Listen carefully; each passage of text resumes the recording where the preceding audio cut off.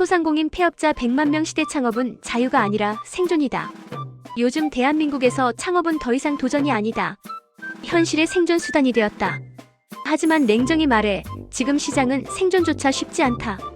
2024년 100만 명이 폐업했다. 2024년 한 해 동안만 소상공인 폐업자 수는 100만 명을 넘었다. 같은 해 신규 창업자는 약 85만 명. 즉 창업보다 폐업이 더 많았다. 이건 단순한 경기 침체가 아니라 구조적 붕괴 신호다. 통계청 자료를 보면 음식점업 전년 대비 창업 4.8%, 감소커피 전문점 15.2%, 감소주점업 15.7% 감소 줄어든 건 도전 의지가 아니라 현실 인식의 결과다.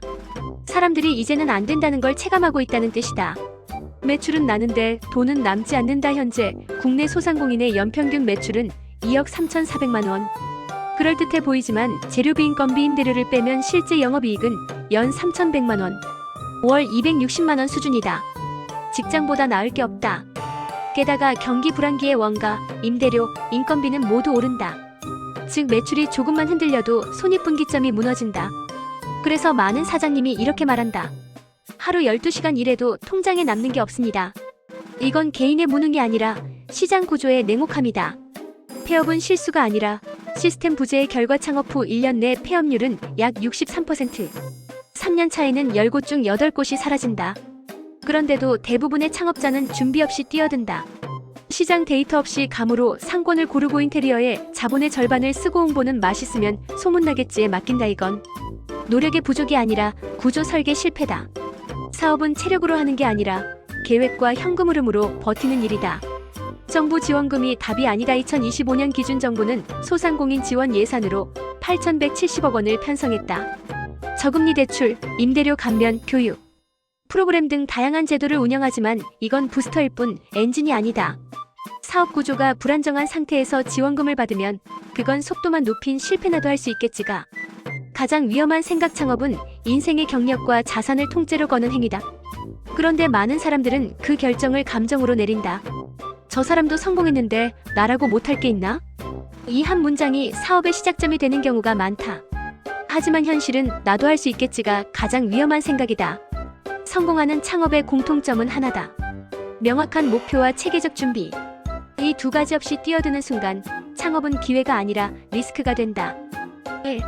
피상적 창업 동기의 위험성. 시장에는 늘 성공 사례만 떠다닌다.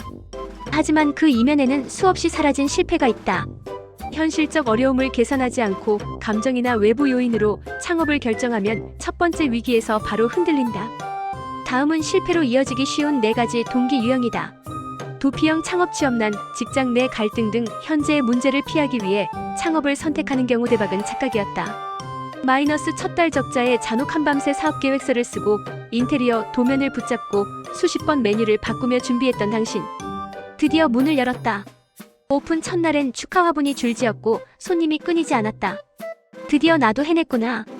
그런데 한 달 후 계좌를 확인한 당신은 현실을 본다. 대박은 없었고 대신 적자만 남았다. 1. 장밋빛 기대의 현실은 차가운 숫자. 대부분의 예비 창업자들은 계획표 속에 성공을 그린다. 5월 매출 1,000만 원 이상이면 당연히 흑자일 거라 생각한다. 하지만 실제 계산표는 다르게 나온다. 카페의 사례. 서울 외곽 25평 규모 카페를 연 30대 창업자 어씨. 첫 달 매출은 1,300만 원. 대박은 착각이었다. 마이너스 첫 달 적자에 잔혹 한밤새 사업계획서를 쓰고 인테리어 도면을 붙잡고 수십 번 메뉴를 바꾸며 준비했던 당신. 드디어 문을 열었다. 오픈 첫날엔 축하 화분이 줄지었고 손님이 끊이지 않았다. 드디어 나도 해냈구나. 그런데 한 달 후 계좌를 확인한 당신은 현실을 본다. 대박은 없었고 대신 적자만 남았다. 1.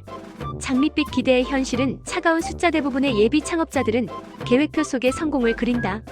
5월 매출 1,000만 원 이상이면 당연히 흑자일 거라 생각한다. 하지만 실제 계산표는 다르게 나온다. 카페의 사례. 서울 외곽 25평 규모 카페를 연 30대 창업자 어씨. 첫 달 매출은 1,300만 원. 3년 전 한 30대 후반의 남성 대표가 나를 찾아왔다. 퇴직 후 오픈한 작은 파스타 가게였다. 음식 맛은 괜찮았고 리뷰 평점도 4.8이었다. 그런데도 통장엔 매달 마이너스가 찍히고 있었다. 이 정도로 손님 오는데 왜 적자인지 모르겠어요. 그가 내민 손익표를 함께 봤다. 나는 그에게 물었다. 사장님은 한 달에 몇 시간 일하세요? 그는 잠시 멈추더니 이렇게 말했다. 하루 12시간, 주 6일이요. 그의 노동시간을 시급으로 환산해보니 약 1800시간. 결국 사장의 시급은 마이너스 277원이었다. 직원은 월급을 받고 퇴근하지만 사장은 일하고도 돈을 내고 있었다. 왜 사장님 월급은 사라지는가? 현장에서 보면 사장님의 적자는 대부분 감정에서 출발한다. 다들 처음엔 이렇게 말한다. 돈보단 하고 싶은 일을 하려고요. 그런데 막상 장사를 시작하면 돈이 전부가 된다. 실제 원인은 5가지다. 초기 투자 과다. 인테리어는 경쟁력이라 믿고 과투자한다. 하지만 매출보다 고정비가 먼저 주저앉는다. 예쁜 매장은 살아남지 못하고 계산 맞는 매장이 살아남는다. 예상치 못한 지출. 에어컨 고장, 위생 점검, 배달 수수료 인상. 대부분의 사장님은 이런 변수에 대비한 예비 자금이 없다. 결과적으로 매달 현금 흐름이 꼬인다. 자금 관리 부재. 장사 수입과 개인 통장을 구분하지 않는다. 현장에서 나는 늘 말한다. 사장님 통장이 사업의 블랙박스입니다. 이걸 분리하지 않으면 절대 데이터가 안 나옵니다. 낮은 마진 구조. 가격 경쟁에 밀려 가격을 낮추지만 결국 본인 인건비가 사라진다. 이건 고객 친절이 아니라 사장 희생이다. 근거 없는 낙관주의. 다음 달엔 좋아지겠지. 그 다음 달은 영원히 오지 않는다. 데이터가 없는 낙관은 도박이다. 3. 알바보다 못한 사장. 탈출의 구조. 창업 컨설팅을 하면서 나는 이렇게 정리한다. 사장 월급을 계산하지 않는 순간 사업은 취미가 됩니다. 비식당의 변화를 보자. 컨설팅 이후 나는 3가지를 제안했다. 본인 인건비를 비용으로 반영. 어렵다. 그래도 왜 사람들은 여전히 창업을 하는가? 창업, 그 단어는 언제나 희망을 품고 있지만 실제로는 현실과 정면으로 부딪히는 일이다. 매일 수백 개의 가게가 문을 닫지만 다음날 또 누군가는 새 간판을 건다. 이렇게 어려운 걸 뻔히 알면서도 왜 사람들은 계속 창업을 할까? 나는 컨설팅 현장에서 수많은 창업자를 만나며 그 답이 단순히 돈만은 아니라는 걸 알게 됐다. 1. 꿈을 현실로 만드는 짜릿함. 창업의 본질은 자기 주도적 삶에 있다. 누구의 지시도 받지 않고 내 생각으로 세상을 움직이는 일. 그 자유가 주는 짜릿함은 돈으로 환산할 수 없다. 현장에서 만난 사례. 퇴근이 두려웠던 디자이너. 새벽에 사장이 되다. 몇 해 전 광고 대행사 디자이너였던 CC를 만났다. 퇴근은 늘 자정, 월급은 늘 제자리였다. 그녀는 내게 이렇게 말했다. 이 일을 계속하면 나는 내 브랜드가 아닌 남의 브랜드만 키우겠죠. 6개월 후 그녀는 작은 패키징 디자인 스튜디오를 열었다. 처음엔 고객도 없었지만 퇴사 후 첫 수주 메일을 받던 날의 표정을 나는 잊지 못한다. 그 순간 그녀는 누군가의 직원이 아니라 자기 이름으로 일하는 사람이 됐다. 그게 창업의 본질이다. 수입보다 앞서는 건 내 이름으로 만든 결과물이 세상에 나오는 감각. 그 짜릿함이 모든 필요를 덮는다. 2. 경제적 자유에 대한 갈망. 2번째 이유는 월급의 한계를 넘어서는 자유. 직장은 안정적이지만 성장의 한계가 명확하다. 반면 창업은 위험이 크지만 가능성의 천장은 없다. 컨설팅 사례. 40대 직장인의 퇴사 창업. 월급 3배의 구조를 만들다. 나는 몇 년 전 한 40대 직장인을 상담했다. 그는 15년간 대기업 마케팅팀에 있었지만 늘 같은 고민을 했다. 연봉은 늘지만 시간은 점점 내 것이 아니에요. 그는 소규모 온라인 유통사업으로 전향했다. 첫 3개월은 적자였지만 9개월 차엔 월 1200만원 순이익 구조를 만들었다. 그가 나에게 한 마지막 말이 아직도 기억난다.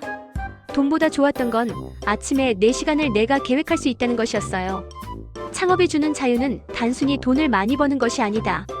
시간, 선택, 방향, 이 3가지를 스스로 결정할 수 있는 자유. 그게 진짜 경제적 자유다. 3. 사회적 영향력을 만들고 싶은 욕망. 요즘은 나 혼자 잘 먹고 잘 살자는 창업보다 내가 세상에 어떤 변화를 만들 수 있을까를 고민하는 창업자가 늘고 있다. 이건 단순한 이상주의가 아니다. 브랜드의 생존력은 이제 가치에서 나온다. 현장 사례. 폐플라스틱으로 가구를 만든 사장님. 내가 컨설팅했던 한 청년 대표는 버려진 플라스틱 병을 수거해 테이블과 의자로 재가공하는 브랜드를 운영했다. 처음엔 돈이 되겠냐는 말을 수도 없이 들었지만 SNS에서 환경 감수성 브랜드로 알려지며 입소문이 났다. 그의 매출은 1년 만에 3배가 됐다. 하지만 그가 내게 한 말은 단순했다. 선한 영향력이 돈보다 오래갑니다. 이런 창업자들은 이윤보다 의미의 지속성을 택한다. 그게 바로 요즘 시대의 새로운 성공 공식이다. 결론 마이너스. 사람들은 여전히 자기 이름으로 사는 법을 택한다. 창업은 어려운 길이지만 동시에 인간에게 가장 본능적인 길이다. 현장에서 보면 사람들은 실패를 몰라서 창업하는 게 아니다. 알면서도 도전한다. 그 이유는 단 하나, 남이 정한 세상이 아니라 내가 설계한 세계에서 살고 싶기 때문이다. 결국 창업은 사업의 선택이 아니라 삶의 방식이다. 그 선택이 고통스럽더라도 그 안엔 분명한 보상이 있다. 자기 이름으로 일하고 자기 방식으로 세상을 바꾸는 사람. 그게 바로 우리가 이 어려운 길을 계속 걷는 이유다. 창업은 실패 확률이 높은 일이다. 하지만 그럼에도 불구하고 시도할 이유가 있다면 그건 이미 반은 성공한 것이다.